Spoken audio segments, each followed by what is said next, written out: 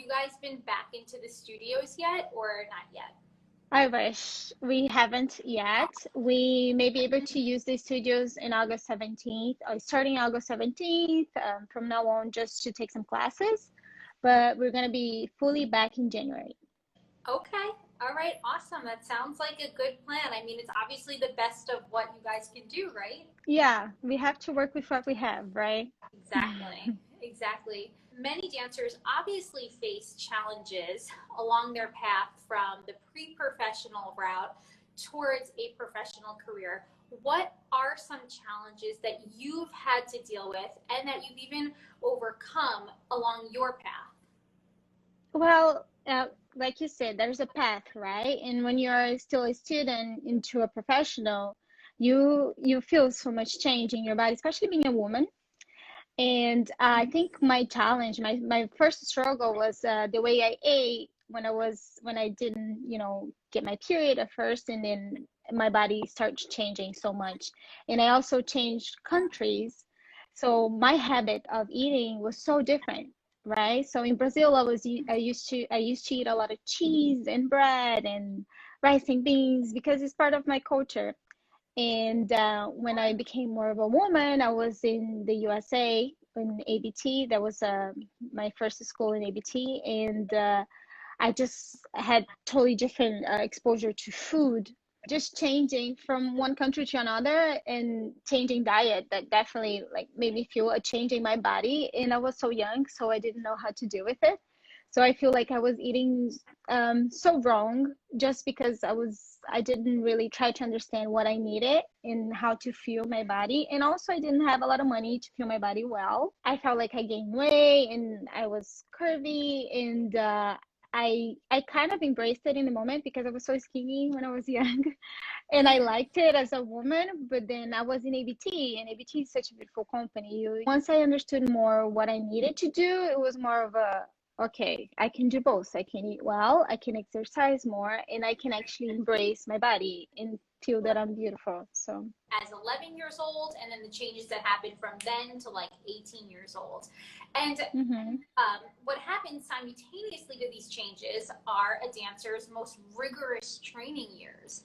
So it can be very difficult on us mentally to go through seeing our body change, turning into more of a woman, having more of a curvier body, while then having this old school aesthetic of dance, of ballet, mhm.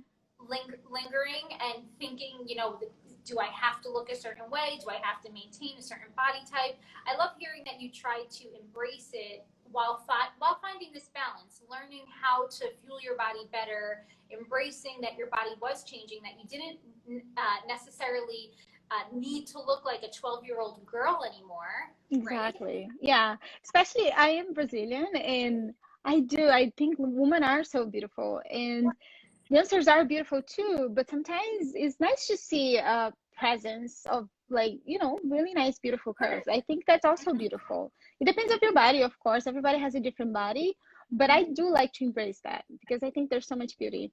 Yeah, absolutely. And just the Hmm. diversity, body diversity in dance and on stage. And we're seeing it more and more, especially in the US based companies. I definitely feel that we are seeing more diversity. I think the industry has a long way to go, but Hmm.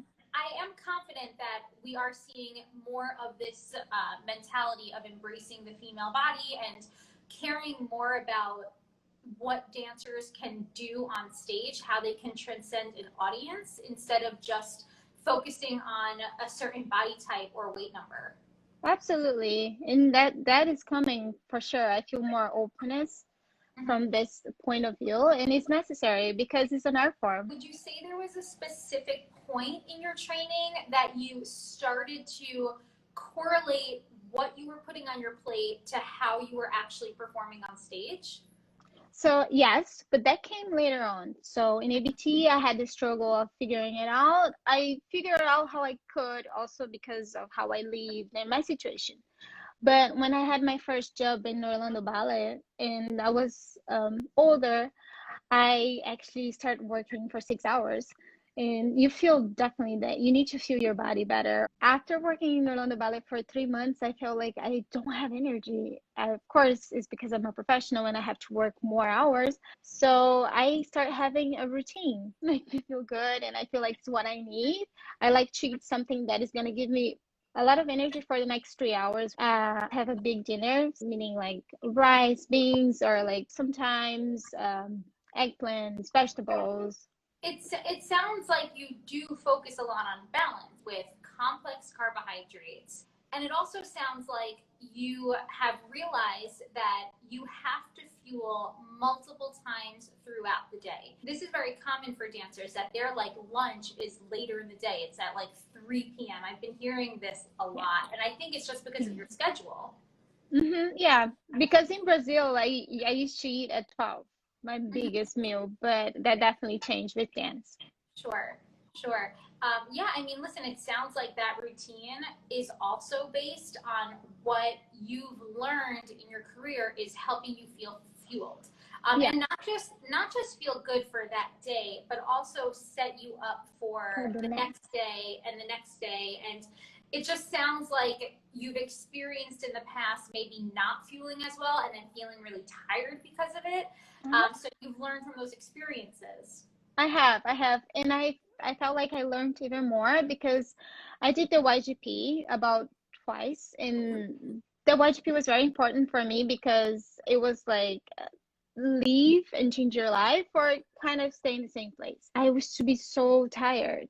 Mhm. And that's when I figure out I need to eat more at night to have that energy for the next day. Two concepts that I like to educate the dancers that work with me on. The Hmm. first being intuitive eating, which is where you're listening to your body and you're feeding it. You're listening to your cravings and what you want, and you're not restricting yourself. You're satisfying what you need. You're listening to your hunger cues and your fullness cues. But then there's this other side of eating, which is more performance nutrition based and more planned and thinking ahead. And I think it's important for dancers to realize that they can take from both of these Hmm.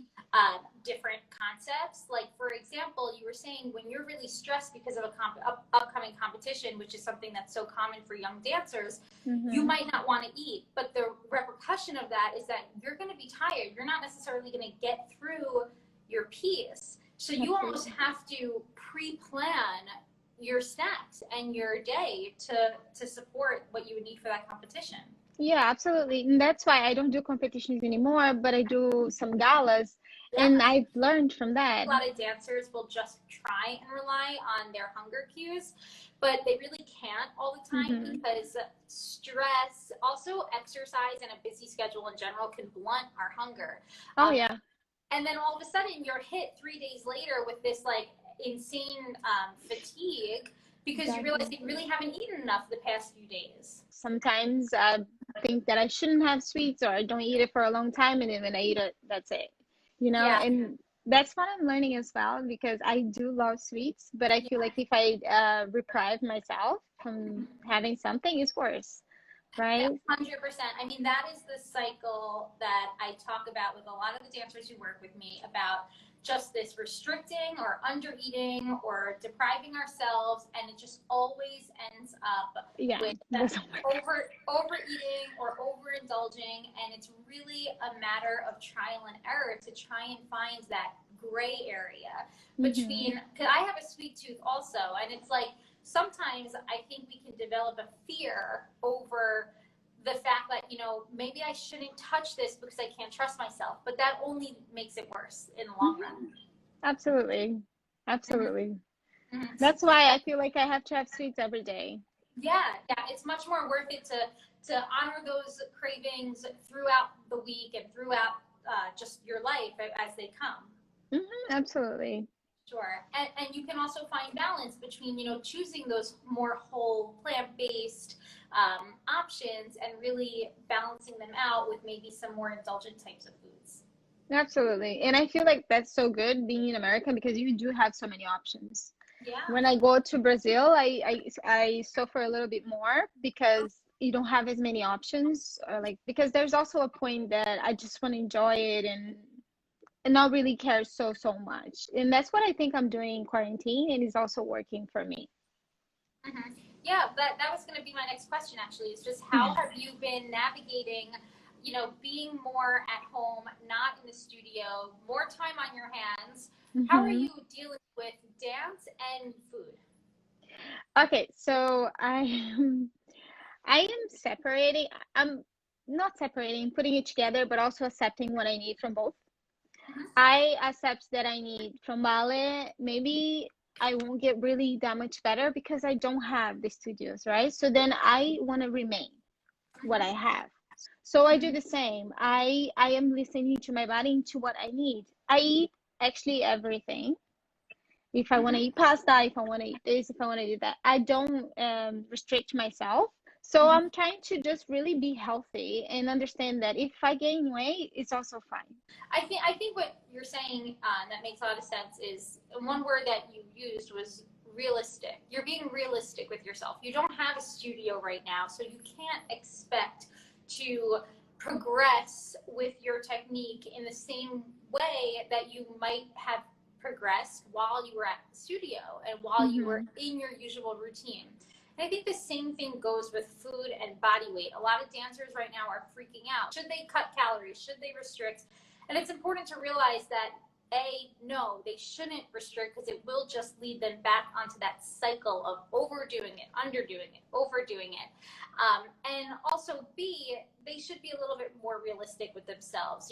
Any Hmm. potential weight gain that happens right now should be the least of any of our concerns while we're going through a A worldwide pandemic. pandemic, right? Yeah, it is not about that. Exactly. And that's what I also have been telling myself since the beginning, because it's like also about embracing who you are, because nothing is forever. And this is, like you said, it's the least of our worries. So I'd rather be healthy. Right. The period that we're going through right now is a very temporary period. If someone is worried that they have gained weight, they shouldn't be. They shouldn't be worrying about it. There's much more to worry about right now. We should embrace our body and even changes in our body because change is meant to happen. We're human. As we Mm-hmm. age, change does happen, even for dancers. I think sometimes dancers might like to think that we're not human, like we're extraordinary. And I think it's, Yeah, sometimes we have to just kind of bring ourselves back down to earth and, have just more of a bit of a grounded mindset. I love that you said being realistic with yourself, and just being patient. This is a very difficult time, but we will get through it. absolutely. Yeah. And like you said, I love that you said that too, that we think we're superhumans. It's fine, to see these changes. Sure, sure. So now I have a bit of a logistical question for you. So Mm-hmm. if you were in your performance season right now, you said that you'd like to have bigger dinners. Do you plan your day around your performances? Like if you had a later performance, will you then have a later, more of like a recovery type of meal after a performance? Absolutely. Yes. Mm-hmm. Because of my other experiences, and when I do galas, they usually start late. Sure. So I know that I'm going to eat late as well. I am going to eat. Some people do dinner before a show and Right. they maybe snack, right? Right. I like to have dinner and fuel my body as much as possible because it works for me, and I feel like that's the only way I'm gonna actually feel good in the next day, like I said Mm-hmm. before. Most of the time the adrenaline, the nerves, the They kick in. movement in general They really kick can over. take hunger away from a dancer. So it's important to really learn how to plan around that and Mhm. bring your pre-performance snacks, plan your post-performance dinner, making sure that it's balanced, that it's incorporating those complex carbs and a source of protein and healthy fats. So it sounds like Mhm. you're doing a really good job with that. I'm trying. Awesome. So, Nayara, I would love to ask you, how would you define what a healthy dancer means to you? Well, I think that because we've talked about a lot of how we deal with it, I think not restricting ourselves Mm-hmm. is a healthy answer. Being able to say, yes, I'm gonna have that pizza today and I'll feel be fine. Mm-hmm. And and I think accepting who you are, Mm-hmm. embracing that, Yeah, that's a really good point, especially now during COVID. I think a lot of dancers are, just because of the extended amount of time that we're out of the studio. I think a lot of dancers are feeling a bit down and just Hmm. not as motivated to keep up with the routines that they might be used to. Or sometimes dancers, and I don't know if you can relate to this. I know I can. Sometimes dancers have a very all or nothing mindset. So it's like, if you can't do anything, why do anything at all? Which is not a good mindset to have. And it's something that even for myself, I've always tried to work on, even little bits of something, a little bit of strength training work at home, Hmm. working with a TheraBand. Uh, Even if 10 to 15 minutes, might not seem like a lot to us if we're used to really being in and out of studios and rehearsals, but for now, because we can't do that, like you said, just keeping moving, even if it's not what you normally do, is helpful and beneficial. Yeah, I feel like exercising definitely takes you out of that place of, oh, I'm down and I don't feel motivated, you know. It gives you that adrenaline and it gives you your heart pumping, your blood, you know, flowing. I think it's very important. Right. And yeah, I like it a lot. And like you said, sometimes I don't feel like taking ballet class because I'm trying to respect myself as well. Yes. And I do take a yoga class or I take a Pilates class, you know. So it is like you said, like every little bit does help. Definitely. Nayara, it's been such a pleasure speaking to you and just hearing your outlook about everything. I love how realistic you are with Mm, your eating and with just planning around your day and with mm, your expectations, especially during right now while we're just stuck at home or we're not really performing or really in our studios with that yeah, full schedule that we're used to. So that was great. And yeah, one more thing I love that you said was just your ability to embrace the female body, a woman's body, and changes that occur. Whether that's a dancer going through puberty, or whether that's a professional dancer who might be home now, not exercising as much. I think it's important to really embrace change and understand that sometimes change is not forever and that it can just be temporary. This is a temporary time that we're all going through. And it's just important to have a very balanced outlook with that. yeah. And change is not a bad thing. Maybe Right. you don't feel good now, but it's gonna make you stronger later. So Absolutely. Absolutely. yeah. Nayara, thank you so much for hopping on this chat with me. Thank you so much for having me. That was a pleasure. All right. I'll speak to you soon. I'll see you. Bye. Bye bye.